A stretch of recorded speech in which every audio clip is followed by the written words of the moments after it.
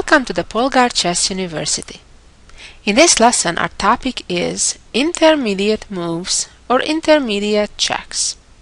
It's one of the very important tactical tools in chess that is probably the least talked about.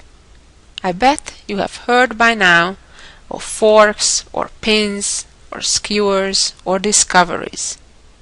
However, intermediate moves are just as important, and they may involve any of those other tactical elements as well. Well, let's get to some specific examples right away. Here we go. In this first position we have in front of us, at the moment there is an even balance between the two armies, each side having a queen, a rook, and 3 pawns each. At this very position, it's white's turn, and white has numerous options. The first thing to notice is that the checkmate attempt by moving the queen all the way up to e8 would fail because black's queen is guarding that square. So what does it mean? First, you always should look around if there is a way to check or checkmate. See if it works. When it doesn't, then you can work your way backwards to other ideas, for example, capturing one of the pieces of the opponent. Let's talk about that for a moment. We can see that black's rook on c7 is on an unprotected square, and in fact the white rook is about to capture it. However, what's important to recognize is that if indeed white would make that capture right away, then the black queen would capture the white queen and with a check, and of course that would be a serious loss from white's perspective. So in this position, instead of capturing the rook on c7, what else may white try? The next try that looks almost good is queen capturing queen on b5. Now, if black recaptures on b5 the white queen, then indeed the black rook on c7 will fall and white will win a rook.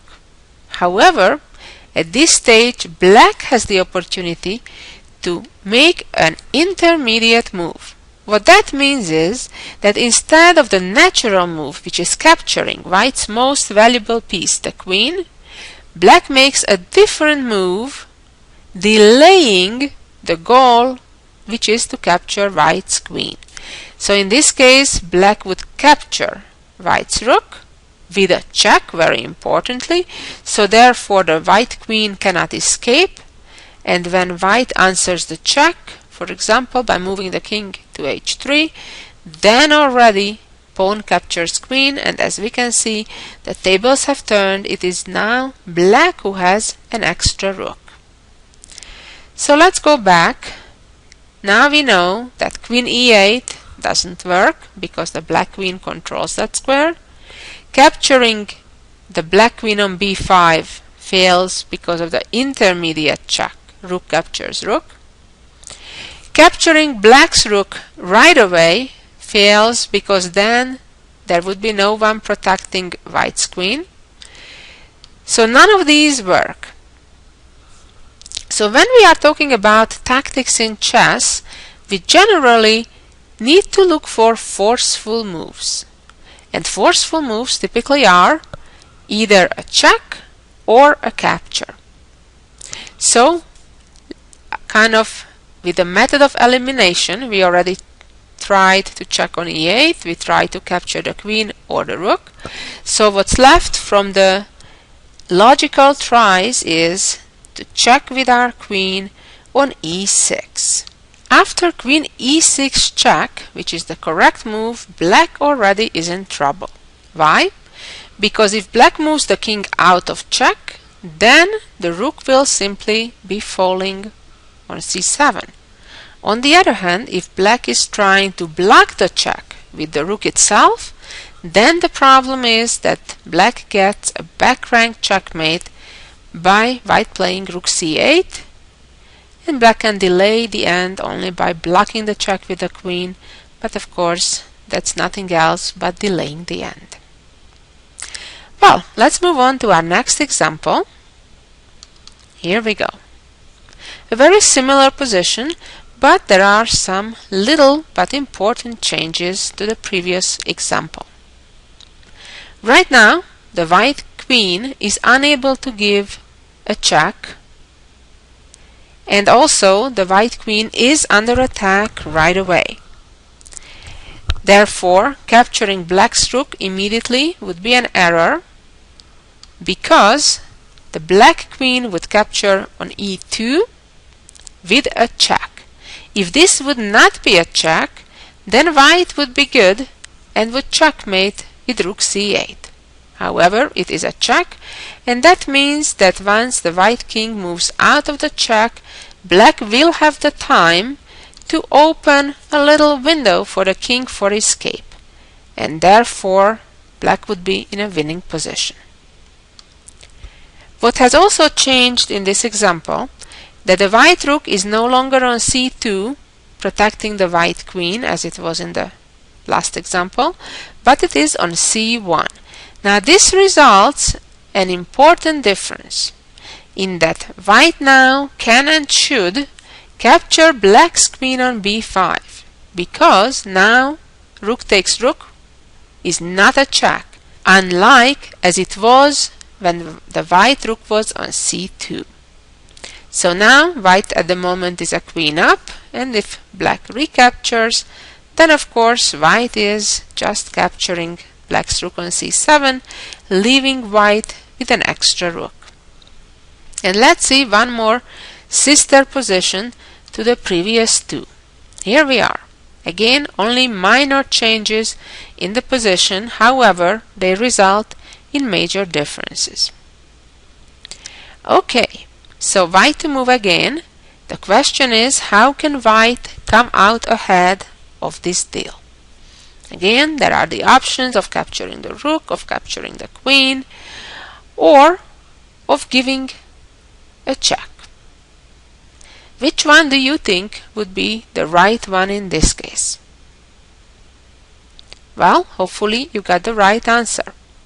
Capturing black's rook is certainly a mistake, because then black will capture the white queen on e2. Capturing black's queen with queen b5 is also a mistake, as we've already seen the idea in the first example. The black rook now will capture the white rook on c1, very importantly with a check, attacking white's king, and once the king gets out of check, then only pawn captures the queen, leaving black with an extra rook. Therefore, the only correct answer right now is to play queen a2, check. Now the black rook does not have the time to run away from the danger. If the king moves out of the check, then the white rook will just capture black's rook. On the other hand, if black again tries to block the check, then the white rook comes down with a deadly check for black. So here again we saw that the intermediate check to delay our original plan, which in this case would be to capture black's rook, that's what brings the desired result.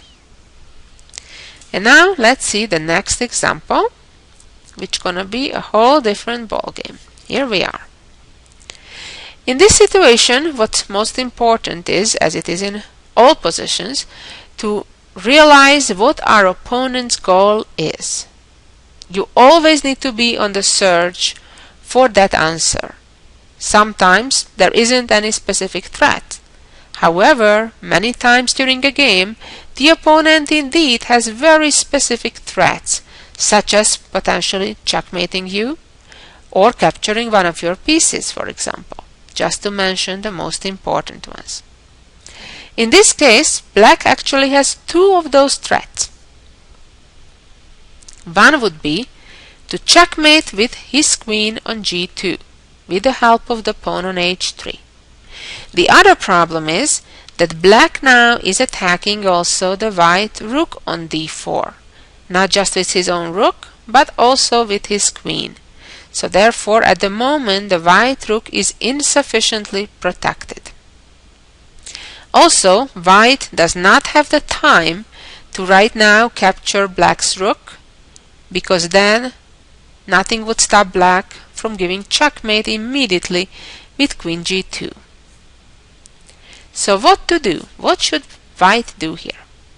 If white would simply and slowly try to protect against the checkmate with queen g2, the problem would be black winning a rook by capturing on d4, and then rook takes would only be a follow-up exchange, and this would leave black with a significant material plus. So the only hope that white can have is to try to protect the g2 square, the square where black's queen is about to checkmate us, while maintaining the threat towards black's rook on d8. And that's exactly what white is doing. White should give a check with the rook. A very important check, keeping black busy, while at the same time protecting the key g2 square. And then, when the black king moves out of the check, then we can safely capture black's rook. And now we can see that white has a very significant material advantage, having two rooks, a bishop, and a knight for a queen. If now black checks on e1, that's not a checkmate, not even a problem for white, because the white rook is able to block that check. And then of course the white king is protecting the rook, so it's completely safe. Just to go back one more time to this initial position, it's important to recognize to do it the other way around, to give the check with the other rook instead, would not work as well as it did with the other rook. If right now the black king would move out of the check, as we saw in the previous line, then similarly to what we saw, rook would take on d8, white would be in a winning position. However, now the problem is that black would get the opportunity to sacrifice his own queen and get both white rooks. And that means that there is at the moment a material balance in the position. Let's move on to our next example. Here we are. In this position there are very few pieces left. However, white has the initiative. White has a bit of an advantage in development, as the white knight has already moved out, in fact to an ideal position, and also therefore the rook from the corner is ready to come to action. Unlike its counterpart, the black rook is still in the corner. In fact, it's being buried in by black's knight. Neither of those pieces have moved yet. Because of the current positioning of the black pieces in the queenside corner, it's important to be imaginative and imagine how nice it would be to have your knight on c7. If your knight would be on c7, the black rook in the corner would be trapped. Obviously, the white knight is unable to move to that coveted c7 square at the moment. However, this is when the idea of an intermediate move comes in handy. White can right now give a check, which at first seems that is only a check on its own. However, white is combining two goals all at once, in that getting the knight to c7 as well as keeping black's king busy and delaying black's development. Because if white would now play instead knight b5 with a similar goal to getting the knight to c7, that would give black the sufficient time to get the knight out from b8, and then of course knight c7 would still attack black's rook, but the rook would have no problem and run away. So compare this to knight d5. Black is in check, therefore does not have the time to develop his knight, and once the king moves, then the knight got to c7, trapped the rook.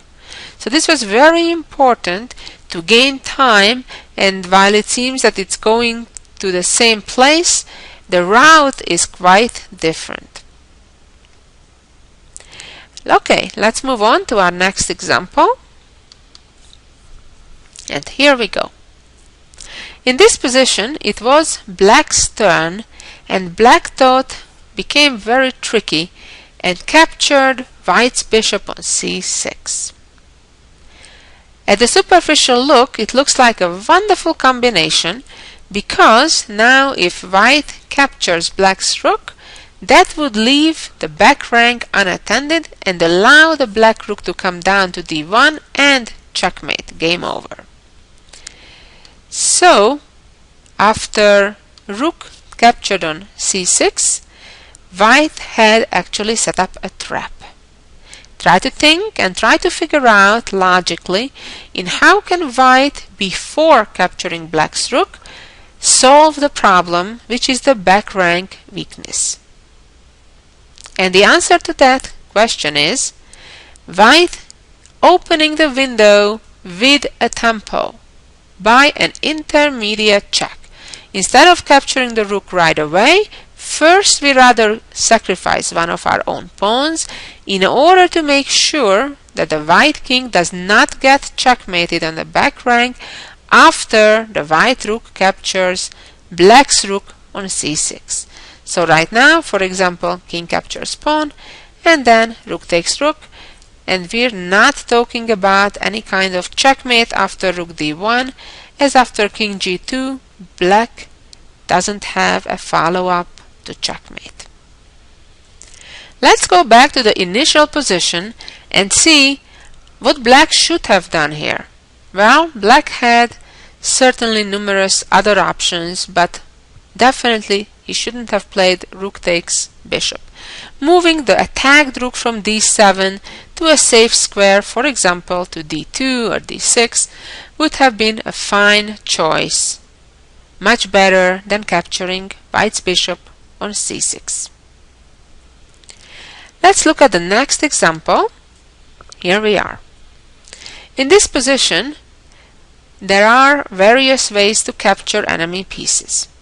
White could capture black's rook, which is protected by the king, or could capture the unprotected knight on f5. If you have a closer look, you'll recognize that while it seems that it's best to capture the unprotected piece, the black knight on f5, that would be a serious error, because at the moment the knight is busy guarding our own rook. So therefore, if knight would capture knight, all of a sudden the white knight would no longer protect the rook on c2 and would leave black with material advantage. As we know, a rook is more valuable than a knight. So therefore, this would not be a good trade. On the other hand, white has an intermediate move. Before capturing the unprotected piece of black's, first white can trade rooks, and after king takes, knight, that already indeed will lead to white's material gain.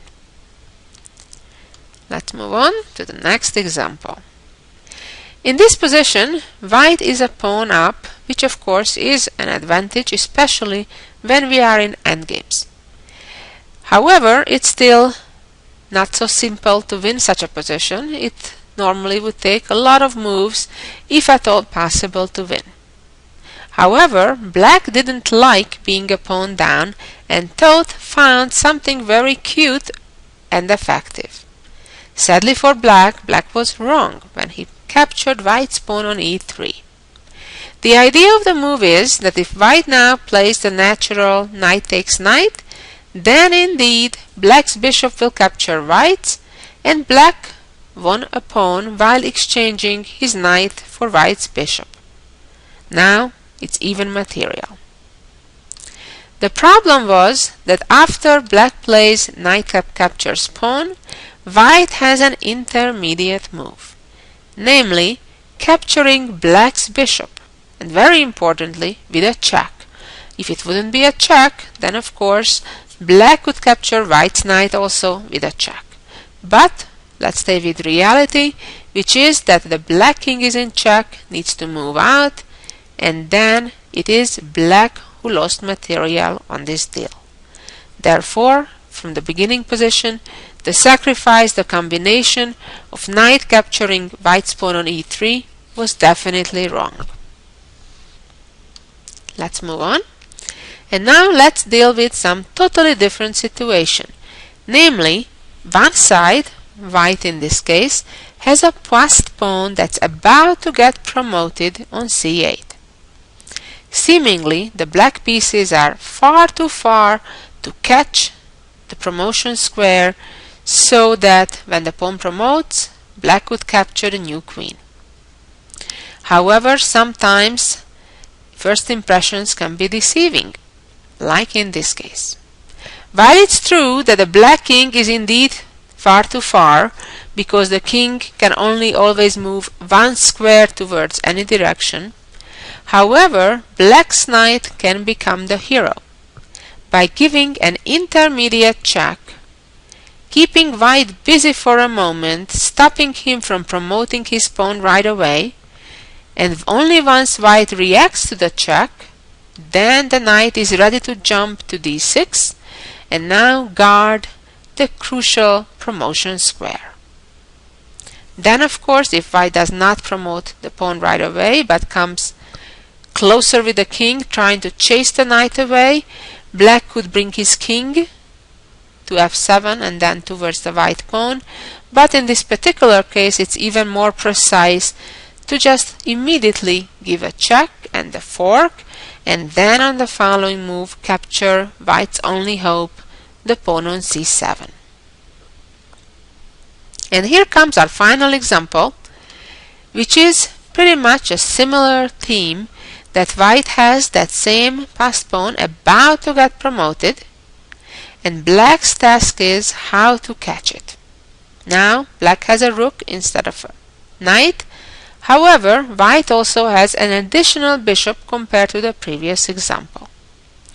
This is a bit tricky one, because the natural moves of simply trying to guard the c8 square either from the back with rook c1, that fails because, of course, simply bishop captures the rook, and the other try, retreating the rook to h8, fails as well, because white gives a check, and then when the black king moves out of it, bishop captures rook, and then there is no one to stop the white pawn from promoting. However, nevertheless, by a powerful little check, black succeeds safely to get behind white's pawn, and then, of course, when the pawn would promote, the rook would be ready to capture it. Naturally, white is not forced at this moment to push the pawn, and should rather protect the pawn, but then the game, of course, is a draw. Neither side can make significant progress. I hope you enjoyed these important examples of intermediate moves and intermediate checks. Think about them when you play your own games. Don't necessarily accept the first and most natural move that comes to your mind. Oftentimes, by giving a little intermediate check, it can make a world of a difference. Thank you for listening, and be back for some more chess ideas next week. Bye-bye.